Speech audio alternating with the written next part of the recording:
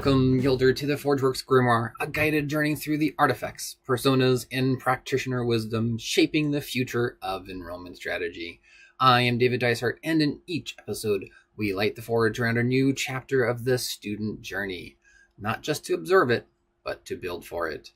From behavioral streaks to counselor workflows, email triggers to aid thresholds, this isn't just feature engineering, it's feature storytelling. With every filter and join, we're crafting a clearer, smarter, and more human student experience. So whether you're a slate write, a strategist, or still finding your place in the grimoire, let's see how quorum scoring takes shape today. Today, we are in the time of strategy, when tools are sharpened and vision takes form before the first spark of outreach. Next, we draw the topic, today's artifact of attention. This episode focuses on planning. We harness the powers of Scout to better plan travel with our practitioner work here and quorum scoring. The third card, the Practitioner, reveals our guide today. We learn more from the Datamancer, who reads ecospherical data like runes of context. And finally, the one we serve. The student persona drawn from the deck today is Out-of-State Oliver, whose geography and patterns shape your travel map. You might remember Oliver from our first Forgeworks Grimoire training. He is showing up yet again, as a low mist curls across the forge floor, as the coals glow with a pale wandering light. The hammer rests silent, weathered map unfurls itself upon the anvil, its edges flickering like candle flames. From the shadowed corner steps the Datamancer, robes brushed with the dust of 1,000 highways. A compass of brass and crystal swings from his wrist and sings with a tone only Data can hear. He sets the compass upon the map and watches as symbols of cities and schools flare to life. Each spark marks a place where students gather in curiosity. The journey's not yet written. The Datamancer speaks in a voice that carries both mystery and method. Travel is not a guess. It's a pattern waiting to be revealed.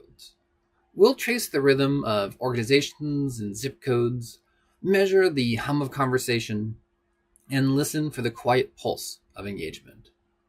The forge grows warmer as lines of light bind each spark into pathways. The Quorum Insights engine awakens, and the map becomes a living script of where your recruiters will find their next class. Tonight, you will learn to let Data draw the itinerary and to meet students where their journey begins.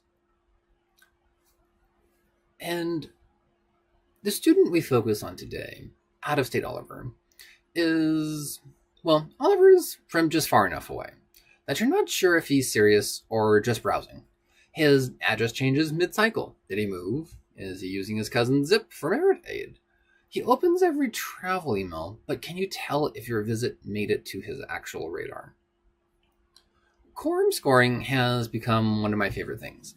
In my first book, The Innovation Forge, Engagement Scoring and Predictive Modeling in the Slate CRM, I demonstrated a report to help you identify schools where you outperformed or underperformed based off of the students at the school, what kind of yield volumes we're getting versus predicted yield, until I had a conversation with Eric Hoffpower, and he described work that he was doing with quorum sensing, and essentially identifying schools that you're not traveling to, or you're not holding events at, but you have a high enough volume or high enough engagement in your student records to suggest, hey, let's plan a visit here.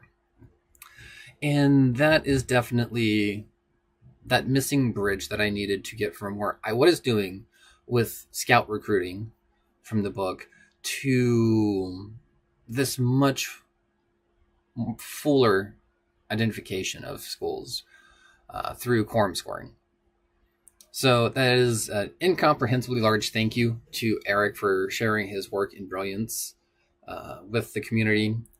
Today, we will be building a quorum score as well as some quorum personas that can help guide how you plan your recruitment travel, as well as engage with organizations and identify similar organizations to leverage those untapped markets. This could also be done with zip codes or geo markets, any kind of contextual base that you're using to aggregate your student populations.